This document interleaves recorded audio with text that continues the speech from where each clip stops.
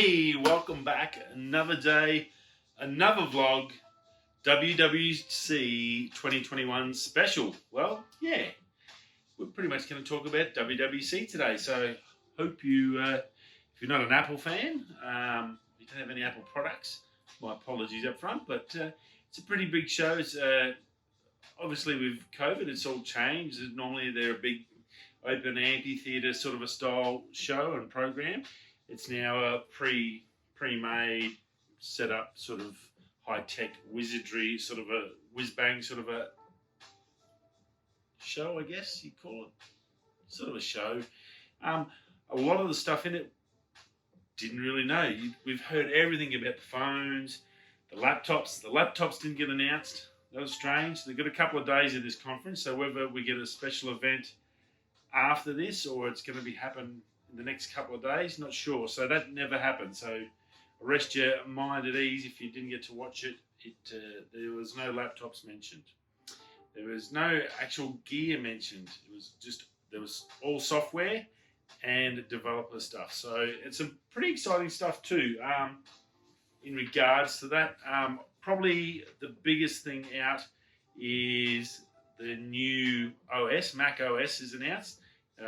And that's Monterey. That's the name of it. Obviously, they normally have the big vistas, the big photos that you see on your homepage. This one is Monterey. Obviously, they were limited because of COVID where they could travel to do their photos. But Monterey is this year's OS system.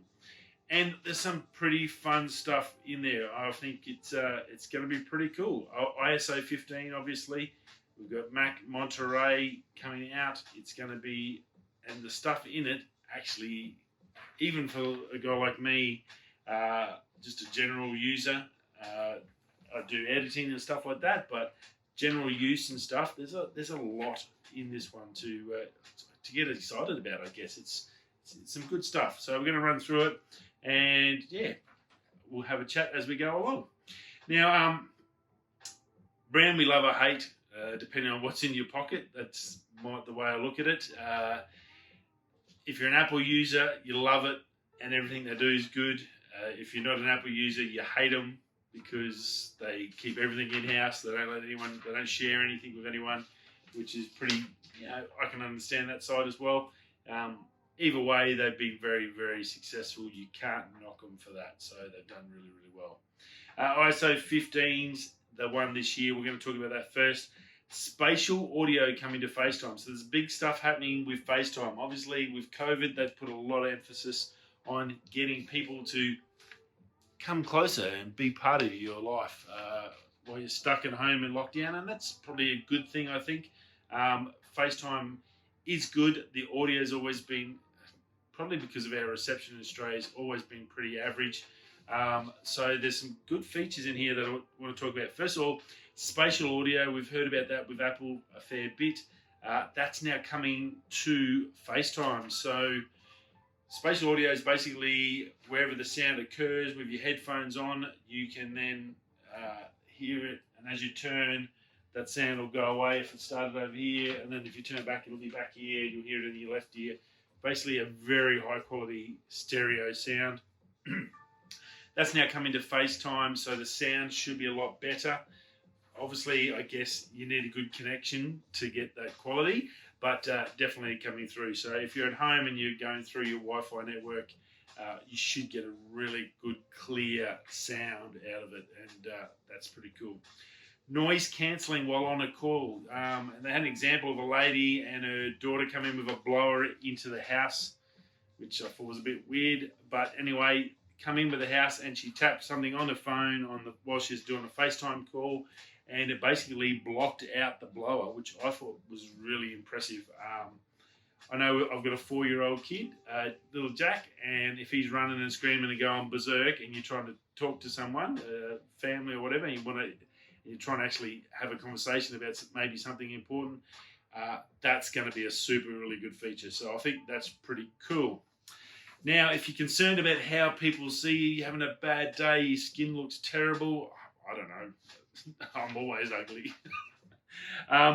Portrait mode in FaceTime. So basically, portrait mode, so basically that's the digital bokeh in the background. softens your skin tones and your features and does all that fancy AI stuff. Well, that's now in FaceTime. That's coming in ISO 15. There's going to be a lot of vloggers that are Instagram models that will love this, I'm sure. And I guess if you've had a big night out and you've got to talk to the boss, probably not a bad thing too. If it makes you look like half semi-sober, they need a sober feature for FaceTime if you've got to do a conference call from work after a big night. Well, look, and there's some other stuff as well too after that, but they're probably good. I think that noise cancelling is going to be brilliant. That's a good idea. Portrait mode, I think, is going to be very popular with the socials crowd, so that will do well. Now, there's a FaceTime link plan, and that's basically I hope I get all this right the way I understood it. It's basically you can set up a calendar event. So just say I'm going to ring my sister in Melbourne. I'll get a calendar event, get that, send her a message with this invite to the calendar, and on Saturday we're going to have a FaceTime hookup to catch up, say hello, how you doing, basically, and that includes people on Android are able to do it through the internet and join in on this FaceTime call and all talk to each other, and it's basically links up. So I thought that was pretty cool, especially if you've got parents and stuff like that, or if you're a parent and your kid's away, you're able to sort of lock in a certain time and they won't forget it because they'll get a reminder and stuff like that in their calendar. So I thought that was pretty cool. And some other stuff in regards to that. SharePlay. And this is a little feature where, well, basically you can be on a phone call, FaceTime with a friend. Just say you're in lockdown, you're sick and tired of sitting at home, you know who to talk to. A really good movie, or your girlfriend's at her house, or your boyfriend's at his house. You can't get out because of lockdown. Pretty depressing. Well, you can use FaceTime and you can watch the same movie together. You can listen to the same music together. Basically, that sort of feature. So you could be having a FaceTime call, and in the background could be the new James Bond movie, and you can be sitting there talking to each other and discussing the movie. You can actually even chuck it up onto you, if you've got Apple TV, put it onto your TV screen so you can watch the movie and have your app here and both be watching it real time on your stuff. So I thought that was pretty cool. Some fun stuff, I guess, you could do with that. And another part of that SharePlay is technical difficulties. If you've got someone that's not real good and they're trying to figure it, they've got a phone jammed up and can't do it, or something else on their computer, you can share that screen and you can show them how to do it on your phone. So you can share your phone with that. Now, you can sort of do it normally technical. I know at work, if something happens technically with the computer, I can't get in, or something jams up and craps up, I can share my screen. So that's been around for a long time. This is through FaceTime. So through Apple, it's probably not the latest, something that's never been done before, but it's something that's going to be quite handy, I think, and it sounds like it's going to be very simple to use, which is the beauty of Apple. It's very simple. You don't have to be a computer expert. You can just basically, it's all plug and play stuff. So that's pretty cool. I thought that was a good little one, especially if for family and stuff, us old guys, and then like I know with Dad, he used to ring up and ask for stuff. Can you help me with this? So now I'll be able to, oh, not anymore, but you'll be able to go and help your parents or your friends fix something, and you can see their screen and you go, oh yeah, touch this. They can see your screen and see exactly what you're doing and do it on their phone. So I thought that would be pretty cool. Good little idea. So very, very cool. Now, live text, excuse me, itchy head. Focus. So there's another thing. There's a few different stuff as well. Messages. Got photo stacks and messages, so you can send multiple photos instead of them. You know how you currently in your messages they go down and down there, so you're going to scroll up through them, go through and save them. Well, this will basically stack them in a pile, so and then you can swipe left and right and go through them on the pile, as well as messages and stuff like that. You can then save those messages. There's a heap of stuff in regards to that, so it looks like it's going to be a big year for iOS. So very, very cool. Dedicated notifications and setups depending on preset focus set up. So you can set up these focuses. So this week you're focusing on work. So you can have your work focused. So anything that's not work related sort of gets notification wise gets pushed to the background, and you can preset these settings. Focus, you can have focus for say work, family, holiday. If you're on holiday and you, depending on what settings you put in there, basically it'll block. It won't show you the stuff that you haven't pre-qualified it to come in and let you know about. So I think that's pretty cool. It's a good little feature. Again, right idea, focusing on the stuff you want to focus on, and then the mundane 55 billion notifications you get each day. Some you want to get, but you just get all the crap with it, and instead of turning them off and on all the time, it's a good little way to get stuff done like that. So that was pretty cool. Live text. This was a really good one, and I think this will be really, really popular. Basically, take your camera on your phone, point it up to say double bubble with double door. If I take the camera on the phone, I can basically either out of an existing photo. So if you get photos of old recipes or something from mum, I know I've got a few. You can pull that photo up, and with this new feature, while you're in that photo, you can pull that live text out and put it straight to a notepad or a notes or a Word document on your laptop, on your iMac. You can just pull it straight out, which is just brilliant. Basically, it'll recognise the writing, it'll bring that out and put it into Word documents. You can then take that out of a picture and put it straight into an email and send it to someone. So if you're having an office meeting, which they had, you've got a whiteboard up there. Instead of some poor mongrel being the sucker that's got to write all the notes, then go and send an email out to everyone, then everyone reads it and go, oh, geez, I don't remember that. You can take a photo of it, which is a visual jog for their memory, which they'll probably, once they see the photo, it'll jog their memory. Oh, hey, I remember that. Now I know what you're talking about. You can then take a photo of that with all the notes of what's going to happen and Barry's got to do this, Jono's got to do that, Smithy's got to do that. And it'll put that in, and you can just cut and paste that straight over into an email, send it out to everyone before you even leave the meeting room. So that's really cool. I think that's going to help businesses and even people, like you said, recipes and stuff they talked about.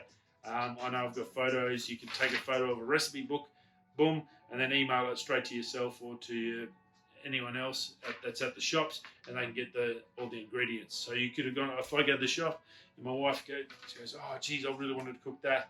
I forgot to put that on the list. Hang on, I'll just send it to you. She takes a photo of the recipe, boop, drags that out, sends that in a text message straight to me. I get on my phone, righty-o, beauty, walk around the aisle, grab that stuff, tickety-boo. How good is that? So I thought that was really, really cool, and I think it'll do really good. As well as that, phone numbers as well. So if you've got a phone number on a wall or on a product, on a poster, you go, oh, geez, that wine tasting, that'll be good. I really want to go check that out. Righty-o, I'll just take a photo of it now. Get a photo, beautiful. I'll worry about that later. I'll give them a call when I'm not driving. And sweet as. And then pull up. You've pulled up. You're not driving the car anymore. Just go back to that photo. It'll pick up those numbers, and you can basically click in the photo from what they're saying, and it'll go straight to dial. So that was pretty cool as well, I thought. So very, very handy. Some good stuff there in the camera app side of things. What else we got? Yep, photo memories, auto-linked. Basically, you can take your photos. It'll automatically make a video out of predetermined photos. So if you get a whole group of photos in one memory, it'll link them together, put music to it. It'll adjust the colors, basically color edit your photos so they all sort of match, and you can get little fun stuff like that. So if people are not into editing and that sort of stuff, pretty cool little way just to make some little little videos to send off. You may have your kid's birthday, you can take a heap of photos and then just do one of these and then send them out to someone that's couldn't make it or something like that, and they get to sort of, I guess, feel like they were part of that little adventure or that special day. So that's pretty cool. Another good feature. So some good, really good stuff out of this at ISO 15. Car keys. This is another one. Security system. Big one they're really pushing for. BMW they're working with, obviously, and I'm pretty sure they can already do it now. You can use your phone to unlock your car and start your car. Basically, you don't need a set of keys. It's all in your phone. They're going to continue on to that. They're expanding on that. They're working with Hyatt. Hyatt this year will be spreading it out through their hotel network. So you'll be able to use your phone to check in. We won't even have to have a front desk. You can basically walk in, go straight to your room and go, boop, and there you are. You're in your room just with your phone. So that was pretty cool. The other big one is they're looking at passports and down the track, but license. Now, we did hear about that the other day. I think I did mention it in one of the shows, maybe yesterday or the day before, and apparently it looks like it's true. So they really want to do the passport thing. I don't know how they'll do that, but they already have approval for multiple states in America to take your driver's license, scan it. It uses their security protocols, so no one can get that data, and it'll have that there, and you'll have a license that will be legitimately able to be used as identity, I guess. So that's a pretty big thing. Obviously, it's first first base for them on this little platform and how they're going to do it. It's going to take a long time. Different countries, different rules, different ideas on security and stuff like that. It will take a little bit to get out, but it is happening, and looks like they've got at least they're going to start in the States, and they've got a fair few states that have agreed to play the game. So that should be an interesting one. Whole new Maps has been redone. Thank God. Apple Maps is renowned for getting you lost, taking you to the wrong roads. In Australia, it's terrible. I don't know what it's like in other countries, but here in Australia, I've used it in multiple states, and in multiple times I've been stuck or get in the wrong spot. So it's definitely not much fun. I generally don't use it as much as I possibly can. I always use Google Maps. So they've redeveloped it. They're having another crack. They've fully overhauled it. The new version for Australia won't be out till later this year. It'll be in the States, and there's most of the big countries like England and Europe and America, they're basically going to be coming out straight away. Our smaller countries, they're going to drip feed that out to us as they get it. It does look. It looks good. The Map app looks fantastic, and that always looks great, but it's got to work, and that's the part that when you're in a car, the last thing you're going to do is go there, and then it says turn left, but there's no road there. So then you got to try and go find somewhere to turn around, and the thing's telling you, do a U-turn, go here, turn left, reroute. You don't want all that stuff. So yeah, hopefully they fixed that. That's where they need to fix it. Not how it looks, but how it actually works. Does it actually work the right way? 2 seconds, look at that music. I don't know what happened to our music. We just stopped in there. Now, AirPods, there's some new software, I guess, features coming out for AirPods. There's a conversation boost for the hearing impaired. So if you are a bit hard of hearing, if you've got music, your headphones in, you listen to music, someone comes up to have a chat with you, these will actually boost that audio coming in from whoever's talking to you so you can hear it better. So that's pretty cool. That's always helpful. It'll announce notifications. So Siri will be able to announce notifications or read messages from your phone into your ears. So basically, you'll have your own secretary to tell you what's going on. So that's quite handy. If you're busy, if you're in there editing, you get a message or whatever. It'll be like, "Hey Ash, how are you? Man, you need to get down here. Crazy stuff. They're giving away free bananas. Get down to the fruit and veg shop." Righto, man, I'm coming. Boom, stuff this editing, I'm out. So, look, that's pretty cool. I think how it'll go, I guess, all depends on either the texting quality, if the spelling's correct, and my English is much goodness, so I may have some issues with what Siri tells you in the end. It could also be a lot of fun because you could send messages, and if you know the person's listening and not reading, you could actually say some funds and or say some things that Siri's going to have to say, and it'd be interesting to see actually what Siri will and won't say. Will she say swear words and stuff like that? So that'll be interesting. So if you can tell old mate to go eat a bag of, will Siri go, "Hey, Jono, Ash says to go eat a bag of, So that could be a little bit of fun there for us. Now, as well as that, Find My AirPods. You can now use Find My, that Find My system with AirPods. It'll ping off a sound, and you can also the new close system they got with the Air tags can now be used with the AirPods. So that's pretty cool. Spatial audio is now in tvOS with the AirPods and Macs and with the M1 chip. So if you're getting a new MacBook and you've got an M1 or the iMac or the Mini Mac or the Mini that's got the M1 chip in it, and you're using your AirPods to listen to sound, you now have access to spatial audio. So that's a good little bonus for you. iPad OS, some good stuff in there. Shelf multiple pages, so not that short of shelving. Don't get dirty here, but you can shelf multiple pages open with split views, bounce in and out. So basically, what they're saying is you can have multiple pages open. You can have 2 pages on your one screen with another page here. You can then drag that down, put it down the bottom, drag, have 55 things open, and have them just sitting down there ready to pull up from the bottom of the screen whenever you need it.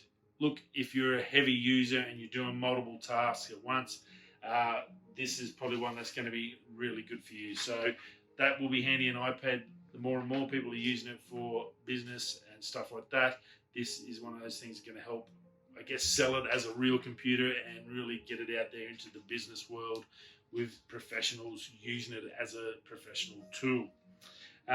You can tag, Finder, and browse. It's got a heap of new stuff in it, and then quick notes as well. You can do a heap of quick notes, drag worders, and just put quick notes on. I think iPad, it's getting better. It's really it has to be close to a computer. I mean, it's still a pad. I can't stand typing on it, and I hate it in that regards. I've basically used my iPad for just watching videos and playing games. When I'm bored, and I don't really have one anymore. I haven't bought one for a long time because I just don't need them. You watch it on your phone. It's just as good, and they cost a packet too. So I'd rather have a laptop, but that's my personal preference. But they are bloody fantastic at the moment, so they're doing a really good job. Now, Icloud Plus, there's a new program. I did miss it. I had a bit of a breakup in there, and it skipped on me, so I haven't had a chance to go back through on it. But Icloud Plus, I think, is going to be another one of their payment plans.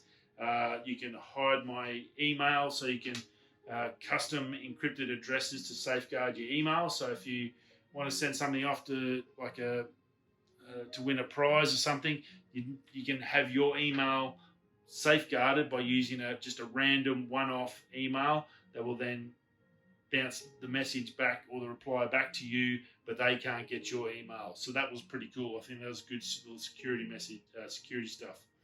HomeKit Plus, there's a heap coming out with HomeKit Plus. You can basically do everything now, and relay messages. There's some other stuff on that. There's heaps and heaps on the iCloud.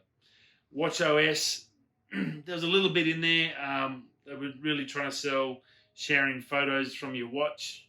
And Billy, you can now do that from your watch. You can basically go back to your photos and just go straight to a message, drag that photo or add that photo into a message and send it from your watch. The thing I found with that, and it was a little bit weird, I've had it since Series 1, and realistically, none of the apps, I've taken all the photos off there. The only really thing I use it for is music, because I can take this and not take my phone.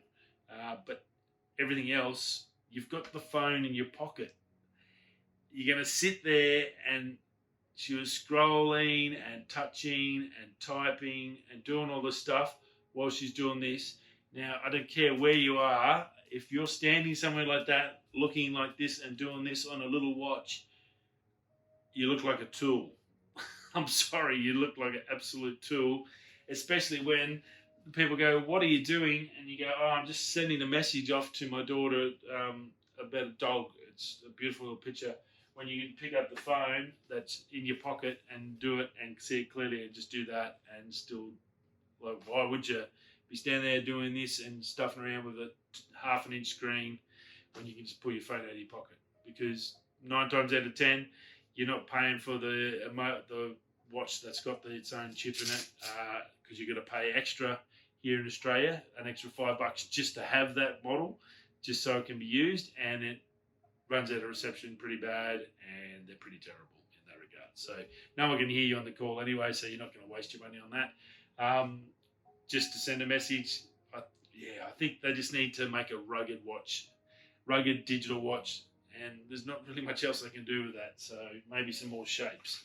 But yeah, so look, I didn't think that was that flash. I guess the kids and stuff will love it. It might be sort of handy, but again, you've got your phone in your pocket. Everyone's got a phone. Like even if you've got a watch, you can have your phone right on you. You're just that lazy, you can't get your phone out of your pocket anymore. I thought that was a little bit weird the way they tried to sell that one. HomeKit, using Meta open source code, which they developed, I think they said last year or the year before. Now that's available to all third-party companies. So speakers, temperature gauges, thermostats, all that sort of stuff can use that to work with HomeKit. And it's going to leverage Siri. Obviously, they can use Siri in their products. Basically, that's what Apple's saying. That if you're going to use this, you can use Siri and use that technology to help you sell your products. And then obviously that works out well for us, because our customers are going to be able to use your products with their existing systems and get a better package and make their lives better. So I thought was pretty darn good. And then obviously we're going to Monterey, which is the new Mac OS. Look, this is probably the biggest one in here, which is just friggin' insane. There's a couple of big ones I wrote down. Universal control. And basically what that means is I can have, my phone's here getting used, but I've got an iPad. I can sit my iPad here, computer here, and just say this is the iMac. Basically use with one mouse, I can come along and swipe through all three and control and do everything on all three Apple devices. That is insane. It's pretty hard to believe, but if you watch him, your cursor will go straight off his screen over onto his iPad. He picked stuff up from there and he dragged it straight from there over onto his iMac and pasted it straight onto a timeline. So he had a PNG file on here, or some artwork on his iPad, drags it straight across through that screen over onto the iMac, and then places it on a timeline. It was there. It was really, really good. I was actually really impressed. I think that was the best tech of the day. It's going to be super, super useful for photographers, because there's a lot of photographers that, and I think this is probably the only thing I would get an iPad again for, is to sit there and edit in Photoshop, and you can just edit your photos and just sit on the couch and with the Apple Pencil and just edit away, do your Photoshop and Lightroom and stuff and all that. Now you can then take that photo and then go, whoop, swipe it, and punch it straight over onto your computer and then store it into your hard drive and stuff like that. So bloody brilliant. That was awesome, Apple. Very, very cool. And obviously not just photos, emails, whatever else you want, you can move them across every device. No cables, no cords, no nothing. I'm assuming it's all through Wi-Fi and Bluetooth, whatever way they're doing it, but it's friggin' awesome. Very, very cool. AirPlay's coming to Mac from OSO devices. So basically on your iMac or your laptop, I can then take my phone or my iPad, and if I really can't see that, I'm going to make it bigger.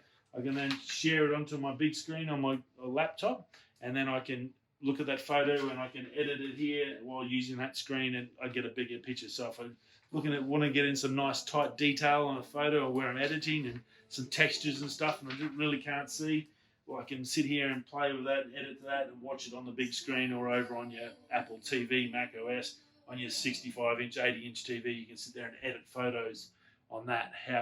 So that's pretty cool, I thought. And shortcuts. If you haven't heard of shortcuts, it's sort of like a macro. I guess if you've done Windows, you might understand macros. Basically, it's just a shortcut to do certain things. So a double tap on the back of your phone will take a photo or a screenshot, simple stuff like that. You can set up, you can make your own shortcuts. It's been out on the phone for a few years, It's now coming to the rest of the Mac family. That will be pretty cool for your computer. Basically, you could open your computer up, say do like a function A will automatically open 3 web browsers with your stuff to do your daily vlog. Open this file, open up your Adobe suite so you can make your thumbnail, all that. You can all do that with one press of the button. Theoretically, that's what it's all about. Now that's coming to Mac. It's going to be super handy again for the pro users, for the people need to work fast, want to come into work and go, whoop, set their computer up, pull their chair out, get a coffee, come back and just go bang. So I think that's going to be really, really cool. Now the last thing I want to mention is the lady was talking about the ISO 15 with the FaceTime stuff. Her phone. I was looking at the phone and I went, geez, that's a little bit weird. If you have a look at it, it's in about 17-minute mark. Have a look at the phone, and maybe just me, I might be just losing my mind, but I compared it to my phone. I got an iPhone 12 Pro, and I looked at hers, and the lenses on her back of her phone were heaps bigger than compared to the 12. Now, I can't remember if the Max, how much bigger the Maxes are compared to the 12. She obviously had a big phone, but it looked like the bigger lenses, which the current leaks were the iPhone 13 bigger, massive big lens covers. So it looks like we've seen the first live real iPhone 13 in it. I don't know. You tell me. Let me know what you think down below if you reckon I'm losing it. About 17-minute mark, you'll go into the 17-minute mark of the show. You'll see what I mean. She's sort of holding the phone, so it's a bit hard to do, but it just looks like the lens covers, the 3 lens covers, are bigger, way bigger than on the iPhone 12, which would be basically confirmation of the iPhone 13 having bigger ones. So, I don't know. The notch looked the same, but that's basically was like a screenshot when they were showing it, so I'm sure they would have made sure that looks like the old phone, but the actual phone she was like demonstrating to look like she was doing stuff, I think might have been the iPhone 13. So anyway, I'm going to leave you with that. I will now hopefully see you tomorrow morning. I'll do the filming in the morning, and once I get to the Perth and I'm in the lounge waiting for the next flight, or once I get to Sydney, I'll probably post it up. I should be able to get it up. I've got a big day tomorrow flying back home. Rightio, I'm done and dusted. I've got to pack my bags and get ready. Thanks for stopping by, wherever you're over from, podcast, Facebook, Instagram, or wherever in the world. Thank you for being here. Hope you enjoyed it. If you haven't had a chance to watch the show, hopefully this gives you some tips to watch out for and to listen about. It's some really, really good stuff from Apple. Can't wait to see it all in action with ISO 15 and Monterey OS. Okay, see you soon. Whether you're coming this way, that way, I'll catch you tomorrow. Peace.